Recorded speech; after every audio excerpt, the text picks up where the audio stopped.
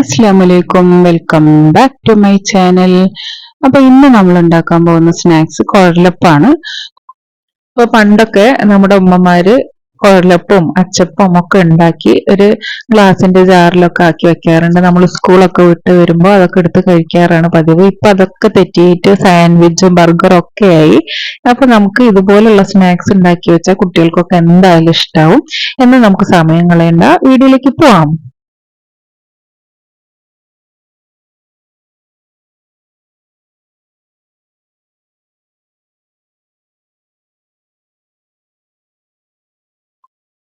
ആദ്യം തന്നെ നമുക്ക് അരിപ്പൊടി ഒന്ന് വറുത്തെടുക്കണം. അപ്പൊ ഞാനിവിടെ 2 കപ്പ് അരിപ്പൊടിയാണ് എടുത്തിരിക്കുന്നത്. ഇപ്പൊ നൈസായിട്ടുള്ള അരിപ്പൊടി തന്നെ എടുക്കാൻ ശ്രദ്ധിക്കണം.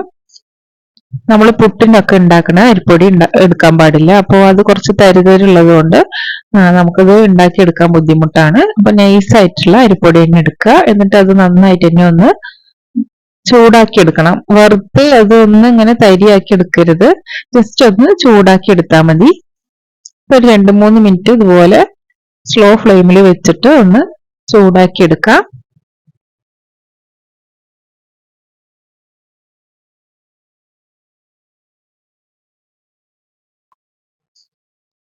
അപ്പോ 2-3 മിനിറ്റ് നമുക്ക് ഇതുപോലെ ഇളക്കി കൊടുത്തോണ്ടേ ഇരിക്കണം. നന്നായിട്ട് തന്നെ നമ്മുടെ പൊടി ഒന്ന് ചൂടാക്കി എടുക്കുന്നുണ്ട്. അപ്പൊ നിങ്ങൾ എന്റെ ചാനൽ ആദ്യമായിട്ടാണ് കാണുന്നുണ്ടെങ്കിൽ സബ്സ്ക്രൈബ് ചെയ്യുക. അതുപോലെ തന്നെ വീഡിയോ ഇഷ്ടമാവുകയാണെങ്കിൽ ലൈക്ക് ചെയ്യാനൊന്നും മറക്കരുത്. അപ്പൊ ഈ ഒരു സ്റ്റേജിൽ ഇതിപ്പോ തരുതരുന്ന ആയിട്ടൊന്നുമില്ല, ജസ്റ്റ് നന്നായിട്ടൊന്ന് ചൂടായി കിട്ടിയിട്ടുണ്ട്. അപ്പൊ ഞാനിത് ഓഫ് ചെയ്തിട്ട് നമുക്ക് ഈ പാത്രത്തിൽ നിന്ന് വേറൊരു പാത്രത്തിലേക്ക് ഇതൊന്ന് മാറ്റി ഇതൊന്ന് കുറച്ചൊന്ന് ആറാൻ വേണ്ടി വെയിറ്റ് ചെയ്യാം. അല്ലെങ്കിൽ ഈ പാത്രത്തിൽ തന്നെ ഇരിക്കുമ്പോൾ അടി കരിഞ്ഞു പോകും. ആ ചൂടോട് കൂടി ഇരിക്കുന്നത് കൊണ്ട് തന്നെ അടിക്ക് ചെറുതായി പിടിക്കും. അപ്പൊ അതുകൊണ്ട് നമുക്ക് വേറൊരു പാത്രത്തിലേക്ക് മാറ്റി കൊടുക്കാം. ഇനി ഇതൊന്ന് ആറി വരട്ടെ. ആ സമയത്ത് നമുക്ക് ഇതിലേക്കുള്ള അരപ്പ് തയ്യാറാക്കാം. അപ്പൊ ഞാൻ 2 കപ്പ് മാവിന് 1 കപ്പ് തേങ്ങ ചിരവിയതാണ് എടുത്തിരിക്കുന്നത്. അത് നമുക്ക് മിക്സിന്റെ ജാറിലേക്ക് ഇട്ട് കൊടുക്കാം. 1 കപ്പ് തേങ്ങയാണ് എടുത്തിരിക്കുന്നത്. ഇനി ഇതിലേക്ക് 2 ടീസ്പൂണ് ജീരകം കൂടി ഇട്ട് കൊടുക്കുന്നുണ്ട്. അപ്പൊ ചെറിയ ജീരകമാണ് ഇട്ട് കൊടുക്കുന്നത്. 2 ടീസ്പൂണ് ചെറിയ ജീരകം കൂടി ഇട്ട് കൊടുക്കുക. ഇനി ഞാന് ചെറിയുള്ളി ഏകദേശം ഒരു 10-15 ചെറിയുള്ളിയോളം എടുത്തിട്ടുണ്ട്, അതും കൂടി ഇട്ട് കൊടുക്കുന്നുണ്ട്. പിന്നെ ഇത് കുറച്ച് വലിയ വെളുത്തുള്ളിന്റെ അല്ലിയായതുകൊണ്ട് ഒരു 4 വെളുത്തുള്ളി മാത്രമേ ഇട്ട് കൊടുക്കുന്നുള്ളൂ. അപ്പൊ ഇതുപോലെ നമുക്ക് നന്നായിട്ടൊന്ന് അരച്ചെടുക്കണം. ഒരുപാട് തരുതരുന്നാവാൻ പാടില്ല, ഈ ഒരു ലെവലിൽ നമുക്ക് അരച്ചെടുക്കണം. അപ്പൊ ഞാനൊരു 1/2 ഗ്ലാസ് വെള്ളം മാത്രം ഒഴിച്ചിട്ട് അരച്ചെടുത്തിട്ടുണ്ട്. നന്നായിട്ട് തന്നെ ഒന്ന് അരച്ചെടുത്തിട്ടുണ്ട്. ഇനി നമുക്ക് ഒരു ഉരുളി വെച്ചിട്ട് അതിലേക്ക് 1 കപ്പ് വെള്ളമാണ് ഞാൻ ആദ്യം ഒഴിച്ചു കൊടുക്കുന്നത്. അപ്പോ ഓരോരുത്തരുടെ മാവിന്റെ അളവിനനുസരിച്ചിട്ട് വേണം നമ്മൾ വെള്ളം ഒഴിച്ചു കൊടുക്കാൻ വേണ്ടിയിട്ട്. അപ്പൊ നമ്മുടെ തേങ്ങയിൽ നമ്മൾ വെള്ളം ഒഴിച്ചു കൊടുത്തിട്ടുണ്ട്. ഇനി നമ്മൾ ഒരു മുട്ട കൂടി ഇതിൽ ഒഴിച്ചു കൊടുക്കുന്നുണ്ട്. അപ്പൊ അതിനനുസരിച്ചിട്ട് നിങ്ങൾ വെള്ളം ആഡ് ചെയ്ത് കൊടുത്താൽ മതി. അപ്പൊ ഞാൻ ഇതിലേക്ക് ആവശ്യത്തിന് ഉപ്പ് കൂടി ഇട്ടിട്ട് ആദ്യം നമ്മൾ ഈ വെള്ളം ഒന്ന് തിളപ്പിച്ചെടുക്കണം. അപ്പോ 1 കപ്പ് വെള്ളമാണ് ഞാൻ ആദ്യം ഒഴിച്ചു കൊടുക്കുന്നത്. ഇതിന്റെ കൂടെ തന്നെ നമ്മൾ വേറൊരു പാത്രത്തിൽ 1-2 കപ്പ് വെള്ളം ചൂടാക്കാൻ ഒന്ന് വെക്കണം. കാരണം ഈ വെള്ളത്തിന്റെ അംശം കുറവാണെങ്കിൽ നമ്മൾ വെള്ളം ഒഴിച്ച് കൊടുത്തിട്ട് വേണം നമുക്കിതൊന്ന് യോജിപ്പിച്ചെടുക്കാൻ വേണ്ടിയിട്ട്. അപ്പൊ വെള്ളം ഒന്ന് തിളച്ചു വരുന്ന സമയത്ത് നമ്മുടെ അരപ്പ് കൂടി ഇതിലേക്ക് ഒഴിച്ചു കൊടുക്കുക. തേങ്ങ അരച്ചതും കൂടി ഇതിലേക്ക് ഇട്ടിട്ട് ജസ്റ്റ് ഒന്ന് തിള വരുന്ന സമയത്ത് നമുക്ക് നമ്മുടെ മാവ് കൂടി ഇതിലേക്ക് ഇട്ടിട്ട് ഒന്ന് ഇളക്കി കൊടുക്കണം. അപ്പൊ തേങ്ങ ഒഴിച്ചു കൊടുത്തിട്ട് അധികം ഒരുപാട് നേരം ഇങ്ങനെ തിളയ്ക്കണം എന്നൊന്നുമില്ല. ജസ്റ്റ് ഒന്ന് ചൂടായി വരുമ്പോ നമ്മുടെ മാവ് കൂടി ഇതിലേക്ക് ഇട്ട് കൊടുക്കണം.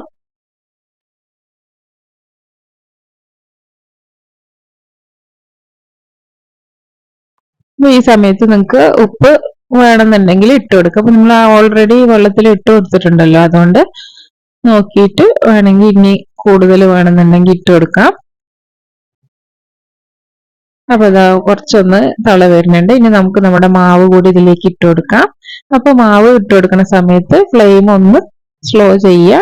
ഇട്ടിട്ട് കുറച്ച് ഇട്ട് കൊടുത്ത ശേഷം നമുക്കിതൊന്ന് യോജിപ്പിച്ചു കൊടുക്കാം. അപ്പൊ ആദ്യം മാവ് ഇടുമ്പോൾ ഫ്ലെയിം ഫുള്ള് തന്നെ വെക്കുക. ഇനി വെള്ളത്തിന്റെ അളവ് നോക്കിയിട്ട് നമുക്ക് ലോ ഫ്ലെയിമിൽ ഇട്ടിട്ട് നന്നായിട്ടൊന്ന് ചൂടാക്കിയിട്ട് ഒന്ന് യോജിപ്പിച്ചു കൊടുത്താൽ മതി.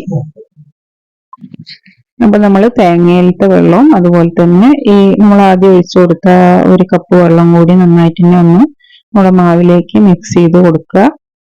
വെള്ളം ഇപ്പം നമുക്ക് കൂടുതലായിട്ട് വേണമെന്നുണ്ടെങ്കിൽ ചൂടുവെള്ളം 2 കപ്പ് വെക്കാൻ പറഞ്ഞിരുന്നല്ലോ, അത് കുറച്ച് ചൂടുവെള്ളം ഒഴിച്ചു കൊടുത്തിട്ട് മിക്സ് ചെയ്ത് കൊടുക്കുക.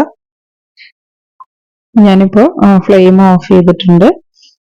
കുറച്ചും കൂടി വെള്ളം വേണമെന്ന് തോന്നിയതുകൊണ്ട് ഞാനൊരു 1/2 കപ്പ് വെള്ളം, ചൂടുവെള്ളം തന്നെ, മിക്സിന്റെ ജാറിൽ തേങ്ങ അരച്ച് കൂട്ടിയിട്ടുണ്ടായിരുന്നല്ലോ, അപ്പൊ ആ ജാറിൽ തന്നെ ഒഴിച്ചു കൊടുത്തിട്ട് കുറച്ചുകൂടി നമ്മൾ ഈ മാവിലേക്ക് ഒഴിച്ചു കൊടുക്കുകയാണ്. എന്നിട്ട് നന്നായിട്ട് തന്നെ ഒന്ന് മിക്സ് ചെയ്ത് കൊടുക്കുക. അങ്ങനെ ഞാനിവിടെ 1 കപ്പ് കൂടി വെള്ളം കൂടി ഒഴിച്ചു കൊടുത്തിട്ടുണ്ട്. ഇനി ഇത് നന്നായിട്ടൊന്ന് കുഴച്ചെടുക്കണം.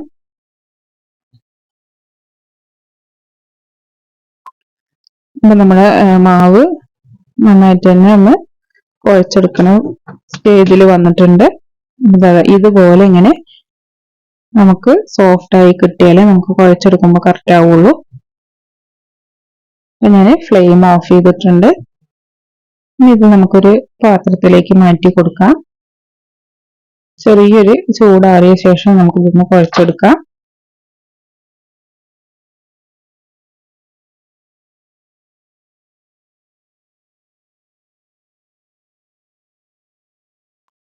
ഒരു 5 മിനിറ്റ് കഴിഞ്ഞിട്ട് ചെറിയൊരു ചൂട് വേണം. എന്നിട്ട് നമുക്കിതൊന്ന് ഒതുക്കി കൊടുക്കണം. അപ്പൊ മാവ് ഇതുപോലെ കുറച്ചൊരു ചെറിയ ചൂടോടുകൂടി തന്നെ നമുക്കിതൊന്ന് കുഴച്ചെടുക്കാം.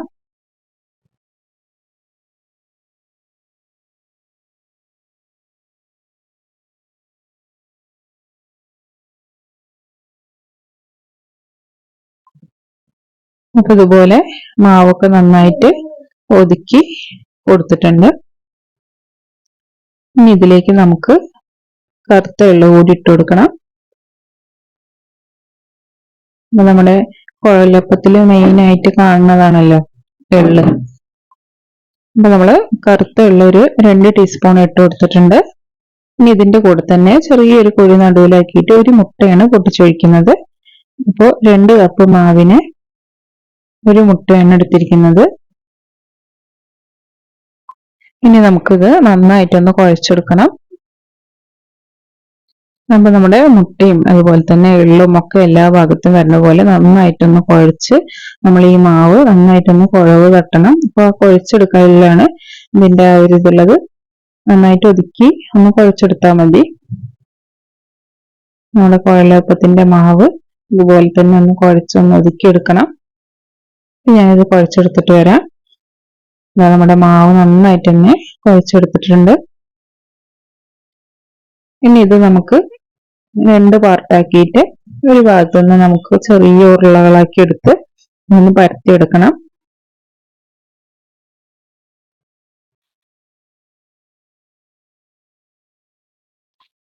അപ്പൊ ഞാനിത് അതുപോലെ ഒരു ഏകദേശം ഒരു പൂരിന്റെ മാവിന്റെ വലിപ്പത്തിൽ നമ്മൾ എടുക്കുന്നുണ്ട്. അതിനെക്കാട്ടിലും കുറച്ചുകൂടി വലുത് ആയിട്ട് നമ്മൾ എടുത്ത് നന്നായിട്ട് തന്നെ ഒന്ന് പരത്തി കൊടുക്കുന്നുണ്ട്.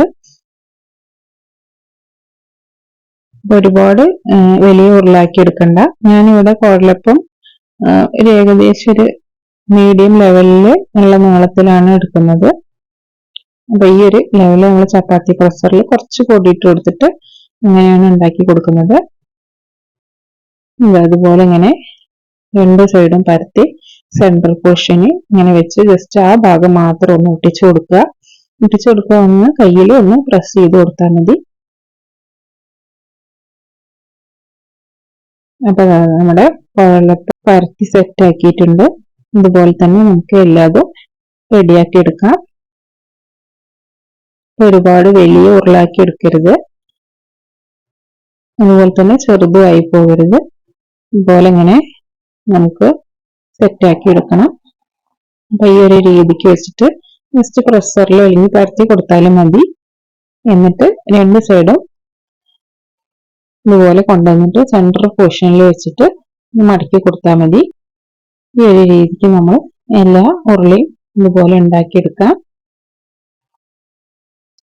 സെൻട്രൽ പോർഷൻ മാത്രം നമുക്കൊന്ന് അമർത്തി കൊടുത്താൽ മതി. ഈ ഒരു രീതിക്ക് വേണം നമ്മുടെ കുഴലപ്പം റെഡിയാക്കി എടുക്കാൻ. ഇങ്ങനെ നമ്മൾ കുഴലപ്പത്തിന്റെ മാവൊക്കെ പരത്തി സെറ്റാക്കി വെച്ചിട്ടുണ്ട്. ഈ സമയത്ത് ഞാൻ ഓയിൽ ചൂടാക്കാൻ വെച്ചു. അപ്പൊ ഓയിൽ ജസ്റ്റ് ഒന്ന് ചൂടായ ശേഷം സ്ലോ ഫ്ലെയിമിൽ വെച്ചിട്ട് തന്നെ നമുക്കത് കുക്ക് ചെയ്തെടുക്കണം. അല്ലെങ്കിൽ പെട്ടെന്ന് തന്നെ നമ്മുടെ കുഴലപ്പത്തിന്റെ കളറൊക്കെ ചേഞ്ച് ആയിട്ട് ശരിക്കും വെന്ത് വരാണ്ട് വരും. അപ്പൊ അത് ആ ഒരു ക്രിസ്പിനെസ് കിട്ടില്ല. നമുക്ക് ഈ ഒരു രീതിക്ക് ഫ്ലെയിം ആദ്യം ഹൈയിൽ വെക്കുക, എന്നിട്ട് സ്ലോ ഫ്ലെയിമിലാക്കിയിട്ട് നമുക്കത് കുക്ക് ചെയ്തെടുക്കണം. ഇങ്ങനെ നമ്മുടെ കുഴലപ്പൊക്കെ ഇതുപോലെ ഇങ്ങനെ ഫ്രൈ ചെയ്തെടുക്കാം.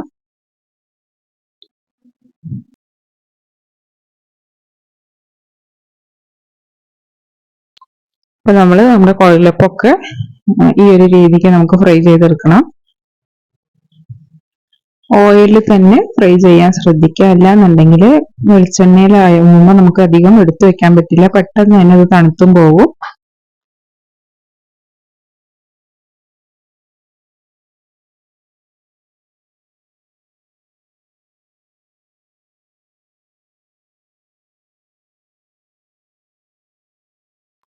അങ്ങനെ ഓരോ ഭാഗം ഒരു ചെറിയൊരു കളർ മാറുമ്പോൾ നമുക്ക് തിരിച്ചും മറിച്ചും ഇട്ട് കൊടുത്തിട്ട് നമുക്കിത് ഫ്രൈ ചെയ്തെടുക്കണം.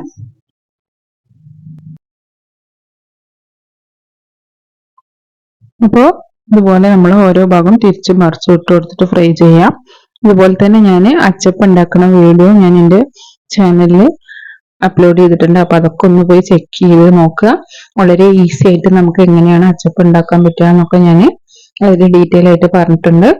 അപ്പോൾ നിങ്ങൾ ചാനലൊക്കെ ആദ്യമായിട്ടാണ് കാണുന്നുണ്ടെങ്കിൽ എന്തായാലും ഒന്ന് സബ്സ്ക്രൈബ് ചെയ്യണേ.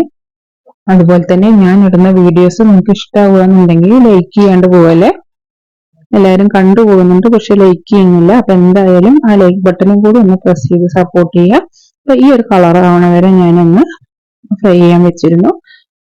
ശരിക്കും കുഴലപ്പത്തിന് ഈ കളർ ഉണ്ടാവില്ല, പക്ഷെ ഈ ഒരു കളർ ആവുമ്പോഴേ നമുക്ക് കഴിക്കാൻ ഒരു ക്രിസ്പിനെസ് ഉണ്ടാവുള്ളൂ.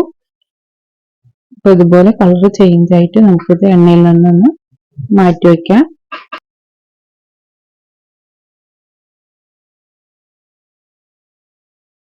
അപ്പൊ ഞാൻ ആദ്യത്തെ പോർഷൻ കുറച്ച് വലുതാക്കിയിട്ടിരുന്നു. ഇനി ഞാൻ കുറച്ച് ചെറുതാക്കിയിട്ടാണ് ഉണ്ടാക്കാൻ പോകുന്നത്.